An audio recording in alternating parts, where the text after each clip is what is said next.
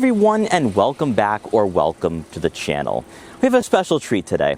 Earlier in the morning, I filmed a review for this 2026 Audi Q3 behind me, and I had some free time to finally get into how this vehicle compares to a Volkswagen Tiguan SEL R-Line Turbo. At $44,000, you could cross-shop both. Now, I know what you're going to be saying.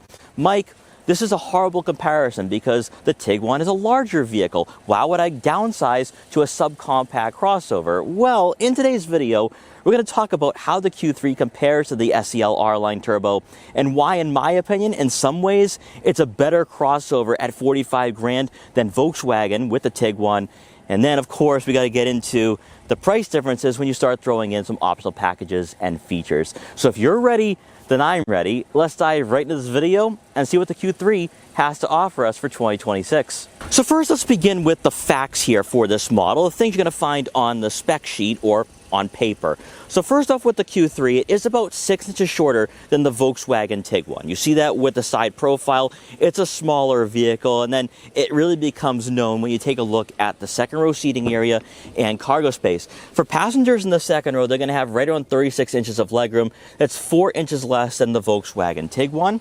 Then for the cargo space here with this model, you're going to have right on 24 cubic feet of room. When the second row seats are all the way back, you can slide them forwards. They are on rails, maximizing to about 29 cubic feet. But I'm telling you this right now, this is smaller than what you're going to find out of the Tiguan. And with the Q3, it's more hatchback-like here, as you can tell with the final third of this vehicle. Now, with the Q3, it is built on Volkswagen's MQB Evo platform, the same platform that underpins the Volkswagen Tiguan. It also has the same engine. So let's talk about that too, because I'm very excited about what the Q3 is giving us here with this generation. Let's pop the hood. Under the hood, we have a familiar sight here with the EA888 producing 255 horsepower and 273 pound-feet of torque. Now, it is offering a bit less horsepower than the Volkswagen Tiguan, but the torque really comes into play here at 273. Best of all, though, it has a 7-speed dual-clutch automatic transmission. That is going to be huge when we take this vehicle out for a quick test drive. Also, you're going to have all-wheel drive coming standard, and then when it pertains to fuel efficiency, almost identical to the Volkswagen Tiguan at 22 miles per gallon in the city and 29 miles per gallon on the highway. So on paper alone, the Q3 is really impressive. Now, design-wise, though, this is where I think it's an acquired taste. So you're going to have a split headlight design here with your daytime running lights and then your main headlights here, which kind of looks like a Hyundai Kona in some ways. And then you're going to have this fake mesh grille design, which isn't functional on the driver's side, but it is on the passenger side. Kind of interesting there. Also, we had the black optic package on this model, giving us the gloss black front grille and the more aggressive appearance to this model. Now, one thing I do want to point out here is that you're going to have a crossover that's not going to feel as refined because this is going to be a bit sporty, and you have the 20-inch alloy wheels, which I think is a bit of a negative if you're talking about ride comfort and also interior insulation. You can go with 18s or 19s if you so desire. What I also like too is that you have a full paint finish. No gloss black trim here, nothing looks tacky. It looks very streamlined, and I do like the fact that Audi is kind of moving in this direction of a higher quality appearance to this vehicle. All Audis have the S-Line badge here, so that's one thing to keep in mind with the Q3. There's no trims anymore. You have the gloss black side mirror caps with turn signal indicators to go along with blind spot detection for added safety. Gloss black roof rails, and then as you make your way around to the back here, we had the split taillight housings, which kind of look like they come right off of the Audi A6. We saw that a couple of weeks ago with the A6, and in some ways I do like this design. It does look a bit more luxurious and a bit more upscale. For the lower portion of the rear bumper, here we have that gloss black trim. Kind of reminds me of the SEL R-Line Turbo. You have a gloss black rear diffuser as well. It's a good looking crossover, it really is, but it's the interior where I think the Q3, I don't think separates itself, but you can kind of see the differences between both vehicles. Now, as you make your way inside, this is where I think both vehicles diverge in a huge way. And this is where you see the differences between a compact crossover and a subcompact luxury vehicle. Because with the Q3, you don't get ventilated seats at $44,000, and the seats are not massaging. And I know some guys at Audi that I was talking to are like, we wish we had the massaging seats here for the Q3. It's not even offered on the Q5. So Audi is not offering some features that you would find out of Volkswagen products right now in the US. That's huge. That is huge, especially when you're looking at the price delta between an SEL R-Line Turbo and a Q5. That's about 10 grand right there, and the Q3 is the middle ground. Now, thankfully, you still get leather trim seats available here on this model, and that comes standard. The driver's side is going to have memory seat functionality. Both sides are power adjustable, so we have that. These seats are a bit more aggressively bolstered. They're more sports tuned in that way, or sports designed, where you're going to have a crossover that feels a bit more on edge the minute you hop inside. Now, in front of you is going to be a heated leather wrapped steering wheel, which again is not standard, which is a bit surprising here, especially up here in the Northeast, where you would expect, say, a cold weather package to be standard on a vehicle like this. You have aggressive 10 and 2 and firm 9 and 3 grips. Also, of course, you have haptic feedback buttons, which I know a lot of people don't like. However, for the 2026 Q3, and this is not a major talking point for this generation, because from last year, tech-wise isn't a major difference. But within the Audi lineup, though, comparing it to a Q5 and A5, what we have here is a huge talking point, because you now have this full digital gauge cluster, which is customizable with 3 different layouts, where you now have the matte display showing up in front of you, much like we have with the Volkswagen Tiguan. I actually think the Tiguan's map layout looks a bit nicer, and it's also a bit more in-depth. It's more intuitive than what we have here with the Q3. With this new infotainment system, a 12.8-inch touchscreen with wireless Apple CarPlay and Android Auto compatibility, this right here, I do think, is easier to use. The new software that Audi is now throwing in to their newer models, which will now be available on the 2026 A5 and Q5, is a better layout, more user-friendly than what we have from Volkswagen. And also, this is similar to the older MMI user interface. So again, Audi is listening to their customers here. I would not be surprised if Volkswagen does the exact same in a year or two. You don't have physical buttons and dials for your dual zone climate control, your AC, front rear defrosters, fan speed or fan direction. You have a menu for that too. So very straightforward. We see a lot of this in the automotive industry. But on the left side of the screen will be quick access icons for your home screen, your navigation, your radio, your Bluetooth. What I like is the vehicle icon here that immediately throws you to your drive mode selector for balanced, dynamic, comfort, and off-road plus. You're not going off-road here with the Q3. It's just not going to happen. I have no idea why it's even offered here on this model, but dynamic is something we'll talk about when we take this vehicle out for a quick test drive. Also, much like we see with the SEL R-Line Turbo, you can customize the exterior lighting, mostly for up front. There's 3 different light modes that you can choose from, where it gives you this futuristic, this tech-focused look to this model. So I think a lot of you are definitely going to like that. Also, with the layout itself, it's easy to use. Responsiveness is really good.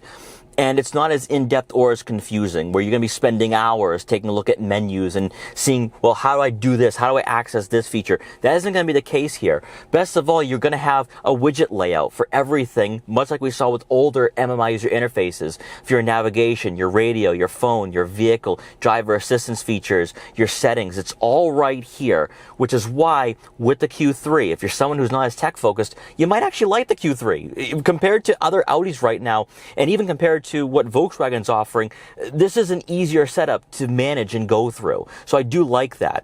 Now, also, you will have a rear backup camera with trajectory. That comes standard. A top view is optional. Again, all the optional features is where I think it goes wrong with the Q3 if we're comparing it closely with the SEL R-Line Turbo, because even with the head-up display, that's not standard either.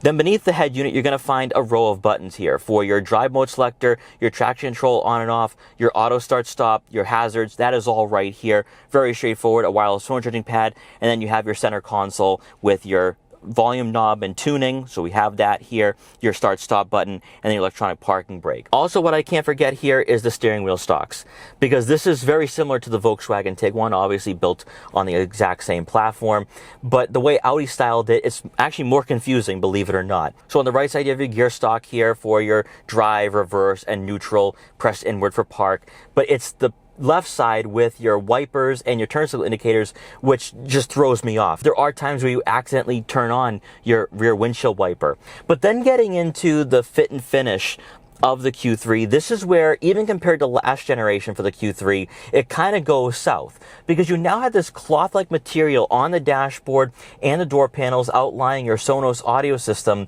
and in some ways it makes us feel a bit cheap. It almost feels somewhat tacky. Again, this is a small subcompact crossover. You don't expect to have all the amenities. You don't expect to have a vehicle that feels luxurious and upscale.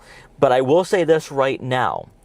When you're comparing both models, if you're like myself and you're like, well, you know, I could go with an Audi, I could get a more upscale brand for this price point. All the incentives to go with the Volkswagen Tiguan due to its size, its practicality, interior space, maybe its design, maybe even its technology, all ends when it pertains to the driving experience. As I said in my full review for the Audi Q3, this luxury subcompact crossover is everything the Volkswagen Tiguan isn't. Now, what does the Tiguan do better? It's larger, more practical, probably more comfortable too, and has a myriad of more features that the Q3 is just not going to match.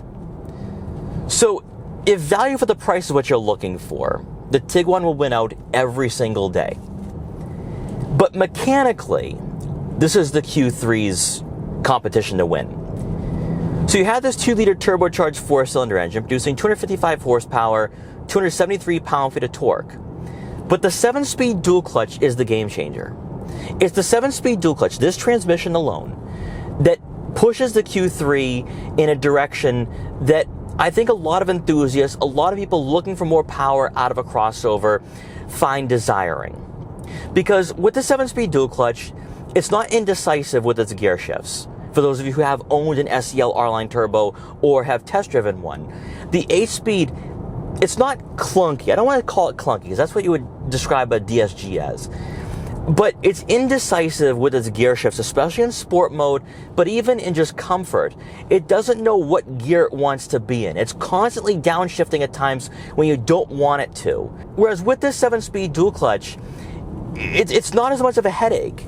And yes, you know, it does have that clunky nature to it. It is a DSG, but I can live with it. And when paired in sport mode, this is a really enjoyable crossover.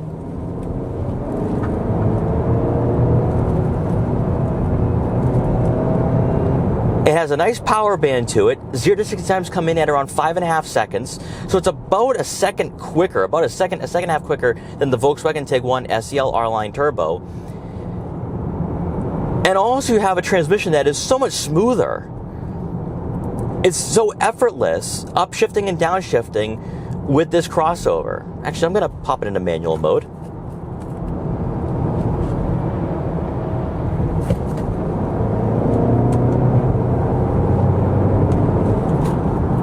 It's like driving a GTI. It's like driving a GTI without a sports tune suspension. Now, getting into the sporty nature of the Q3, and why this is going to appeal to a completely different consumer demographic, is because in sport mode, there's actually something meaningful to it. The steering has so much more weight and heft, where you can really throw this crossover around in the corners.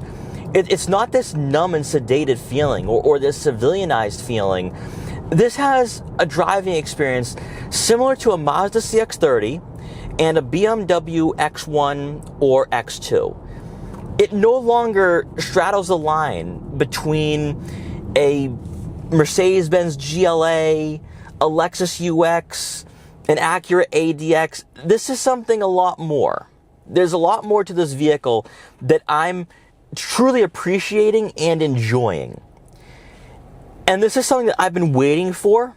It's just that it's not large enough. You know, like if we got an SQ3, for example, coming in at around $55,000, $60,000, it's an interesting value proposition. It's just that it's too small for what I think a lot of buyers are looking for, which is why everyone purchases an SQ5 if they want that performance. But then again, you're spending 65, 70 grand. Now, as much as dynamic mode really elevates the driving experience and makes this crossover feel enjoyable, engaging, and exhilarating, the lack of a sports tune suspension is really where this crossover kind of hurts itself in a way, because when you are in the corners, when you are on a winding back road, there's a lack of connectivity. There's a disconnect there between the steering input of this steering wheel and the suspension, where you have that heft, you have that weight, and you can really enjoy yourself, but the suspension holds you back. It reminds you that, all right, you have an Q3, not an SQ3. And it's that dose of reality that is just, it's a bad taste in your mouth. It's one of those things where it's like, I love what I have here, and then the suspension just kind of ruins it. However, because this crossover is lighter, smaller, and thinner than a Volkswagen Tiguan, its handling and maneuverability is night and day. You have this crossover that feels so light on its feet, and it's so maneuverable, so agile, that maybe having a sports suspension is completely unnecessary here for this platform and for this generation, where everything just clicks together that was not there for the last generation Q3. The last generation Q3 was really nice. It was a luxury crossover for the masses, coming in around $40,000 to $45,000. It had the fit and finish that was way above what we have here for this generation. And you also had the technology that was more competitive and much better than what you had out of the BMW X1 and the Mercedes-Benz GLA. This time around with the Q3, this is a crossover that fills a void that we have been kind of waiting for many years. This has that GTI demeanor that a Q3 couldn't offer, a GLA couldn't offer, a BMW X1 couldn't offer. And now we have that here for the Q3, for this platform. And out of the vehicles built on the MQB Evo platform that are crossovers, I'd say that this is the better choice comparing it to a Volkswagen Tiguan.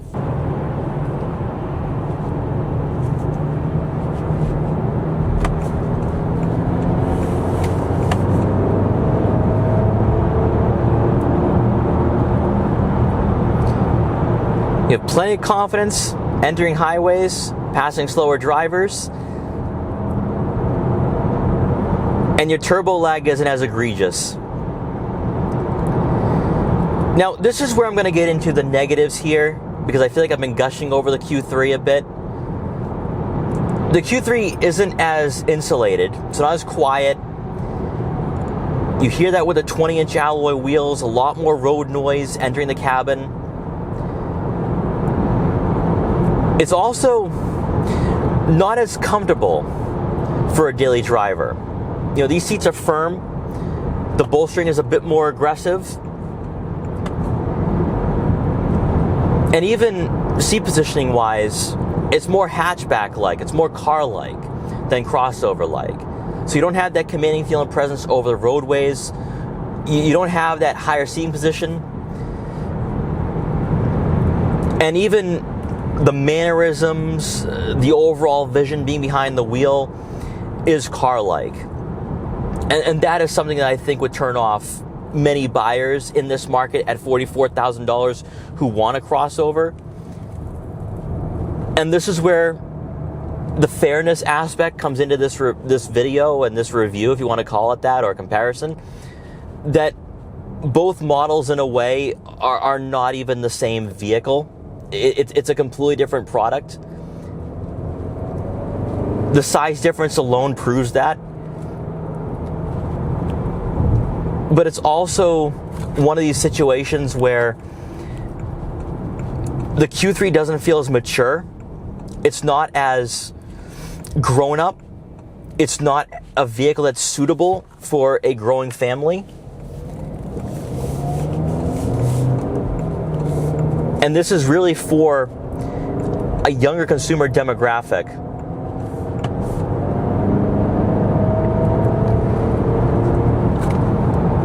But I'll tell you though, what doesn't get old is the fun factor the Q3 provides.